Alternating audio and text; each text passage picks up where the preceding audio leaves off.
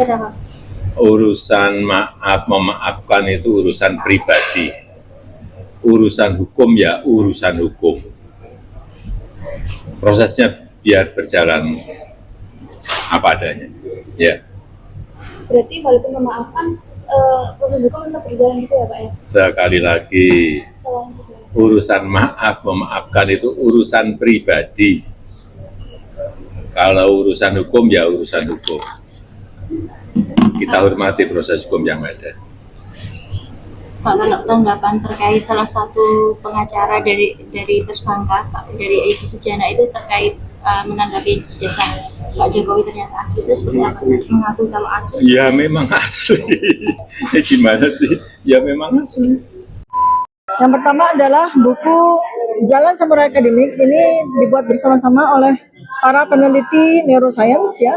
Terutama mereka membuat analisis terhadap jalan pemikiran saya.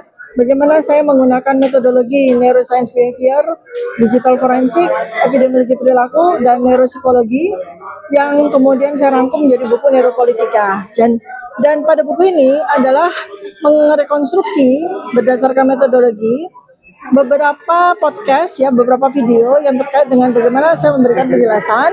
Dan buku ini sangat menarik karena selain memuat dari berbagai macam keilmuan ya, dan kemudian juga memuat analisis dari wawancara yang dilakukan oleh saya bersama dengan para ilmuwan yang lain ya. Salah satunya adalah Dr. Ridho Ramadi ahli AI ya. Jadi ini buku yang membuat khalayak atau masyarakat Indonesia bisa memahami jalan pikiran Dr. Tifa yang oleh Termul sudah disebut punya ilmu gaib. Sebenarnya adalah ilmu saintifik yang bisa dipelajari bersama. Kemudian launching yang kedua adalah buku Otak Politik Jokowi ya. Ini adalah buku kelanjutan dari buku yang saya tulis bersama-sama dengan Pak Dr. Roy Suryo dan Pak Dr. Risman Syarifan ya. Ini spesifik saya melakukan bedah neuroscience ya, bedah terhadap otak atau cara berpikir dari Joko Widodo dengan menggunakan pisau analisis neuropolitika ya. Buku ini sangat menarik karena sekali lagi melengkapi dari apa yang saya tulis pada buku Jokowi's White Paper ya. Kemudian saya juga tambahkan dengan analisis yang saya jelaskan pada beberapa kali persidangan, terutama pada sidang citizen lawsuit ya, yaitu analisis menggunakan facial action coding system ya.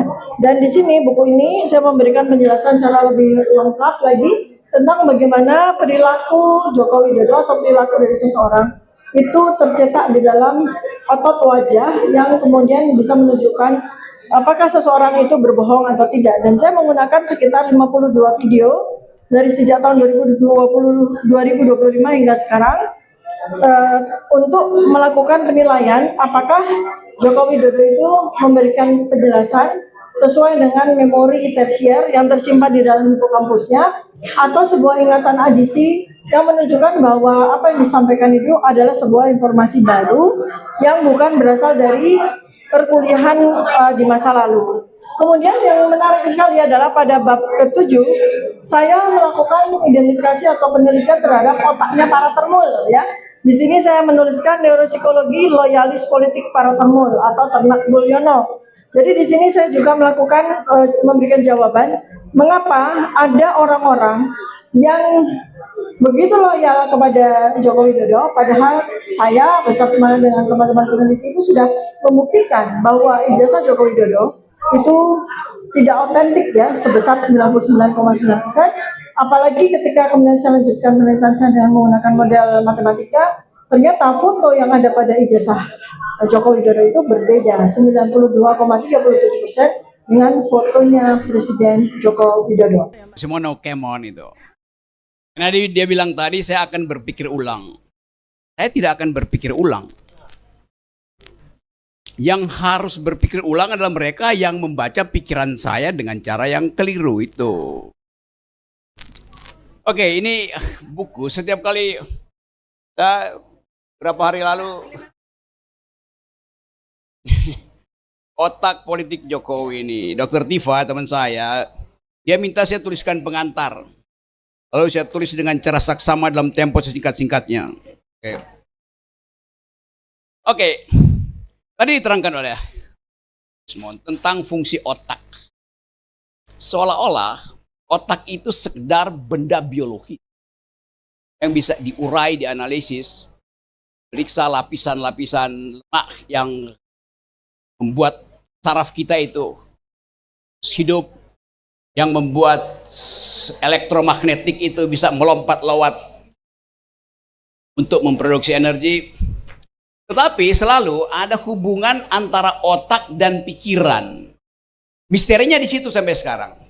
Apakah otak membentuk pikiran atau pikiran kita memaksa otak untuk mengklasifikasi ilmu pengetahuan?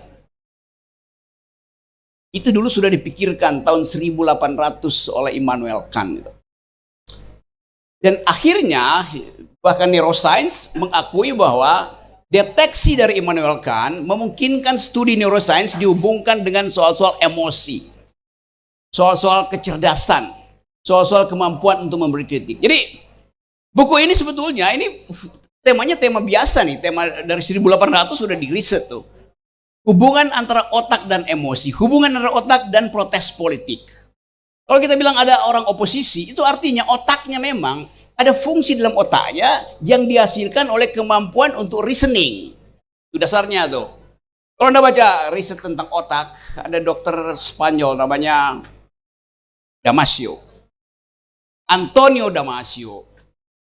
Dia bahkan mencoba membaca Immanuel Kant untuk mengetahui kenapa filsuf Immanuel Kant itu begitu cerdas.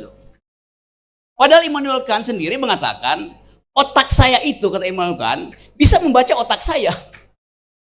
Coba Anda bayangkan, jadi problem itu dari awal sudah diriset tuh. Kendati pada waktu itu belum ada teknologi untuk menginterpretasikan jumlah energi yang dipublish oleh otak kita tuh. Anda bayangkan misalnya, kita sekarang lagi fasting, lagi puasa itu. Apakah otak kita berhenti bekerja kalau kita lagi puasa? Secara biologis harusnya berhenti bekerja. Kenapa? Kalau kita puasa, tidak ada glukosa yang masuk ke tubuh kita, dok, benar? Nggak ada glukosa, otak tidak bisa hidup tanpa energi glukosa. Udah 30 tahun saya puasa. Kirain bayar vidya. Jangan ajukan pertanyaan yang berbahaya. Jadi, kalau kita teliti, di dalam keadaan puasa pun otak kita memproduksi sesuatu tanpa glukosa, itu berarti ada cadangan energi disediakan oleh tubuh. Kalau nggak semua orang yang berpuasa jadi dungu. Padahal bahkan mereka yang nggak puasa pun dari awal udah dungu tuh. Karena namanya puasa Solo. Solo itu bukan nama kota.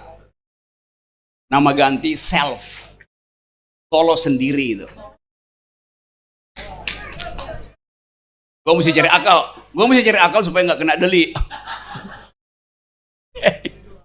Oke, kata self tadi ya, saya akan itu keingat lagi. Kata self, kedirian kita dihasilkan oleh kemampuan otak untuk membedakan saya dengan Anda. Sekarang pertanyaannya, jenis kimia apa yang ada di otak sehingga mampu untuk membedakan saya dengan Anda? Anda dengan Gibran, Gibran dengan bapaknya, bapaknya dengan Jokowi. Kan itu kemampuan berpikir. Udah subversi belum? Jadi kalau kasus yang ditulis oleh Dr. Tifa ini dibawa ke meja sidang di depan hakim, bahkan tidak akan selesai di meja sidang. Karena riset itu selalu sifatnya ongoing, in the making, nggak akan berhenti. Jadi percuma membawa kasus ini ke meja sidang. Bawa kasus ini ke meja sidang akademis. Itu yang dari awal saya inginkan. Kalau saya diminta jadi saksi ahli, saya bersedia jadi saksi ahli. Saya bayangkan, kalau saya jadi saksi ahli, yang akan nanya saya itu jaksa. Jaksa itu belajar hukum. Dia nggak belajar filsafat. Dia nggak belajar neuroscience. Dia nggak belajar artificial intelligence. Saya belajar. Karena saya sekolah pertama elektro. Jadi saya ngerti soal-soal fisika itu. Sekolah kedua saya economics. Saya ngerti tentang efisiensi otak. Otak itu bekerja seperti seorang homo economicus. Mencari hal yang menguntungkan dan menghilangkan hal yang membuat otak nggak bekerja tuh. Itu prinsip ekonomi. otak bekerja secara ekonomis. Jadi gobloknya, bukan gobloknya nih, tololnya kasus tolol, dungunya kasus ini dibawa, dipancing-pancing Dokter Tifa, Rismond, Roy, yang otaknya berfungsi maksimal. Dari segi itu udah terlihat ketidakseimbangan. Otak Termul itu adanya di dengkul. Jadi kalau ada kesalahan berpikir, Termul akan dibedah oleh dokter ahli tulang. Ortopedi. Jadi teman-teman semua, kita ingin pastikan, kita mulai dengan tradisi bahwa semua dalil akademis dibantah secara akademis. Perbantahan akademis itu, perbantahan akademis isinya dalil-dalil, bukan pasal KUHP. Palsu, nggak ada soal. Tapi saya kan bisa jadi presiden tanpa ijazah UGM. Saya kan lulusan SMA. Tapi justru di situ problemnya. Kenapa nih kalau pakai ijazah SMA? Kan mau gaya-gayaan. Itu soalnya. Jadi Jokowi dituntut bukan karena ijazahnya palsu, tapi karena dia berbohong punya ijazah asli. Anda tahu skandalnya Bill Clinton? Dia di-impeach atas peristiwa Monica Lewinsky. Karena ternyata terbukti dalam persidangan ada kohabitasi antara Bill Clinton dengan staf khususnya, seorang perempuan tuh. Terjadi hubungan seksual. Maka Clinton dihukum karena terjadi hubungan seksual. Benar nggak? Salah. Dia dihukum karena berbohong. Dia bilang nggak ada, ternyata ada tuh. Jadi soal moral tuh nggak ada urusan dengan kita. Tetapi berbohong itu adalah masalah hukum. Anggap ya. Anda mau selingkuh, Anda mau bikin amoral, urusan pribadi Anda. Tapi kalau Anda sebagai pejabat publik ditanya dan Anda berbohong, Anda dihukum karena berbohong sebagai pejabat publik, bukan karena ijazahmu palsu. Dapat ya poinnya ya? Oke. Jadi sekarang kita biasakan untuk detailnya. Di mana masalahnya? Karena dia pejabat publik berbohong pada publik. Kalau dia orang biasa berbohong, ya cuma dihukum di akhirat. Tapi karena ini beliau ada pejabat publik, maka adalah kehendak publik untuk menghukum dia demi kemasukakalan seorang pejabat. Jadi sekali lagi clear bahwa nggak ada delik di situ, delik menghina pejabat, delik nggak ada. Yang satu-satunya ada di situ adalah delik kecerdasan dari Tifa, Rismond, dan Roy. Nah, sekarang masalahnya kalau orang cerdas, memang itu pidana. Justru yang harus dipidana yang dungu itu. Dipidana oleh siapa? Dipidana oleh Allah Subhanahu wa taala di akhirat. Kenapa? Manusia diperintahkan untuk berpikir. Apalagi pejabat publik harus hidup dalam kejujuran, amar ma'ruf nahi mungkar. Tugasnya siapa tuh? Rakyat harus amar ma'ruf nahi mungkar? Enggak. Yang mampu untuk melakukan kemungkaran adalah pejabat, maka dia yang akan kita tagih amar ma'ruf nahi mungkarnya. Jadi simple logics yang tidak dibiasakan didebatkan di talk show oleh Termul. Termul nggak mampu berdebat di talk show. Akibatnya apa? Pak Jokowi tersiksa secara psikologi karena dilihat agen-agen dia itu dungu. Saya kasihan Pak Jokowi. Kirim si ini, kirim si itu, dihajar oleh Rismond, dihajar oleh Tifa, dihajar oleh Roy. Itu doang argumennya, muter. Jadi kita ingin selamatkan Jokowi supaya dia kesakitannya itu tidak berlebih. Dan penyebab kesakitan Jokowi bukan Tifa, Roy atau Rismond, tapi Termul sendiri itu. Kalau Termulnya pinter, kasus ini udah selesai dari 2 tahun lalu tuh. Tapi Termul juga berpikir jangan jadi pinter, biarin jadi dungu supaya amplop Jokowi jalan terus. Kan jahat kan? Jadi Termul itu jahat in optima forma. Buku ini jujur in optima forma. Terima kasih. Pak Eko, sekarang ini Pak Jokowi sudah jadi presiden. Kalau Pak Jokowi ini sebuah bendera, maka Pak Eko Galgendo ini adalah tiang utamanya. Permasalahan dalam 3 contoh. Yang pertama adalah pertemuan Pak Jokowi dengan Ustadz Abu Bakar Basir. Menurut Anda, apakah kalau keinginan Ustadz Abu Bakar menemui Pak Jokowi, itu keinginan Ustadz Abu Bakar Basir atau Pak Jokowi? Yang mau ketemu dengan Egy Sujana adalah kubunya Pak Jokowi. Jadi, bukan karena Pak Egy Sujana. Kalau saya bisa katakan nanti Pak Egy Sujana, kemudian terjadi suatu hal yang menjadi suatu permasalahan seperti sekarang ini, kalian semua, Egy Sujana dan teman-teman ini kena jebakan yang namanya adu domba dan politik divide et impera. Menurut Bapak dan Ibu, apakah mentalitas Pak Jokowi kuat, sedang, atau lemah? Stabil, tidak stabil, atau sakit? Rahana miha rahanatara, muha rahanatara, jamatara rahanataru. Ya Allah, berikanlah kami ridho-Mu untuk kami semua berani melanjutkan apa yang menjadi perjuangan dan niat baik kami. Dan kami yakin bahwa sewaktu kejahatan sudah melebihi batas daripada yang dilakukan oleh anak manusia, maka cahaya terang akan kemudian menyirnakan mereka. Bapak Ibu yang saya hormati, nama saya Eko Srianto Galgendo. Pada saat yang baik ini saya ingin meletakkan posisi saya dulu.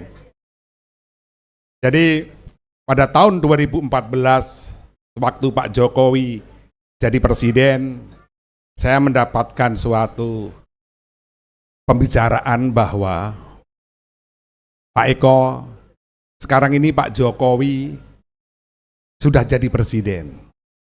Kalau Pak Jokowi ini sebuah bendera, maka Pak Eko Galgendo ini adalah tiang utamanya.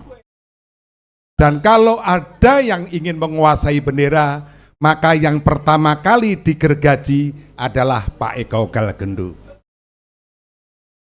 Dan alhamdulillah 10 tahun kaki saya tidak menginjakkan di istana sewaktu pemerintahan Pak Jokowi. Dan pada saat yang baik ini, tadi saya mendengar apa yang menjadi pemikiran dari Pak Rocky Gerung, maka itu menggugah cara berpikir saya. Apalagi ketika Dr. Tifa, beliau menulis buku dengan judul Samurai. Itu mengingatkan diri saya tentang karakter seorang Bushido. Karakter yang pantang menyerah.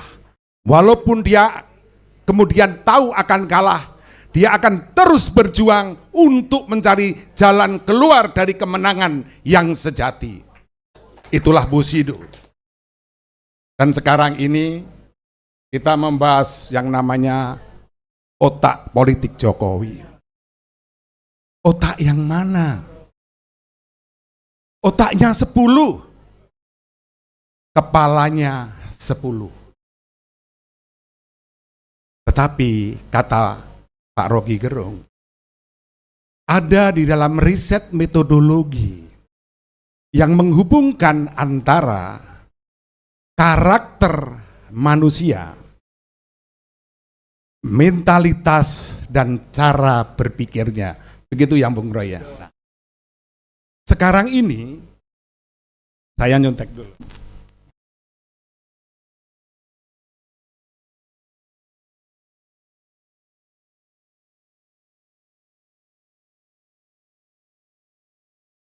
Sekarang ini, kalau kemudian kita mengkaji tentang karakter yang dimiliki oleh Pak Jokowi. Karakter menyeliputi integritas, moral, kejujuran, dan tanggung jawab. Menurut bapak-bapak dan ibu-ibu semua, apakah karakter Pak Jokowi dapat dinilai baik, buruk, atau abu-abu? Buruk ya. Dan apakah kemudian di dalam semua karakter ini ada kata stabil, tidak stabil, atau sakit?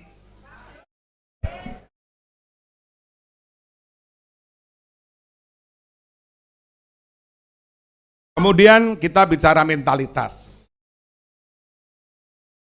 Menurut Bapak dan Ibu, apakah mentalitas Pak Jokowi kuat, sedang, atau lemah? Stabil, tidak stabil, atau sakit? Sekarang meliputi cara berpikir. Lurus, belok, atau terbalik? Stabil, tidak stabil, atau sakit? Bapak dan Ibu, kita akan memberikan suatu permasalahan dalam 3 contoh. Yang pertama adalah pertemuan Pak Jokowi dengan Ustadz Abu Bakar Basir. Menurut Anda, apakah kalau keinginan Ustadz Abu Bakar menemui Pak Jokowi, itu keinginan Ustadz Abu Bakar Basir atau Pak Jokowi?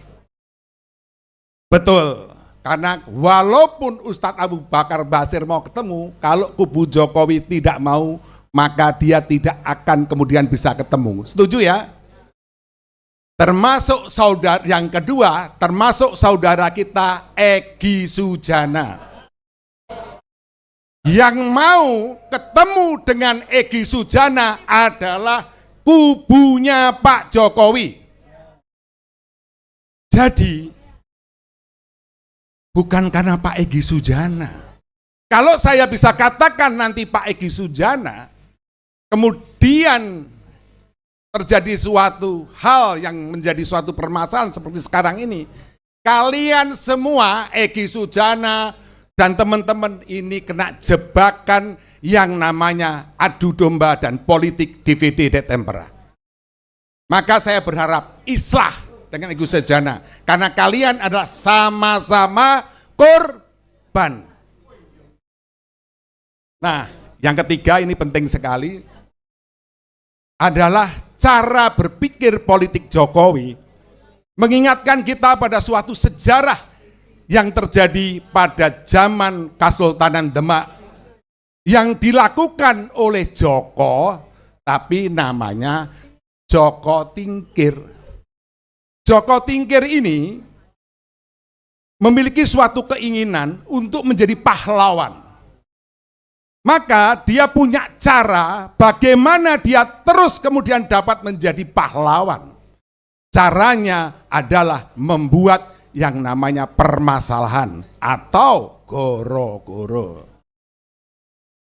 Dengan cara mencari sebuah banteng besar, dan banteng besar itu dimasuki yang namanya orong-orong atau anjing tanah. Dibawalah yang namanya banteng besar ini di alun-alun, kemudian disakiti sedikit, sehingga kemudian banteng ini marah. Tidak ada yang bisa melesaikan. Sehingga Sultan Trenggono terpaksa membuat sayembara yang bisa menyelesaikan kalau laki-laki diambil menantu, kalau kemudian perempuan diambil anak. Yang bisa menyelesaikan siapa? Adalah yang membuat permasalahan, yaitu Joko Tingkir. Kalau sampai peristiwa ini sama, maka permasalahan ijazah palsu adalah otak daripada pembuat permasalahan, dan manajemen konflik adalah Jokowi sendiri dan beliau dan sampai ini jadi korban. Ini penting sekali karena mengembalikan suatu permasalahan bahwa siapa sebenarnya sumber permasalahan tersebut. Terima kasih. Wassalamualaikum warahmatullahi wabarakatuh. Untung Bapak beli buku, kalau enggak saya stop tadi. Karena beli buku ya kita maklumi aja ya kan. Itulah hebatnya kalau orang beli buku kan. Apalagi menang lelang nomor 1, boleh ngomong apa aja.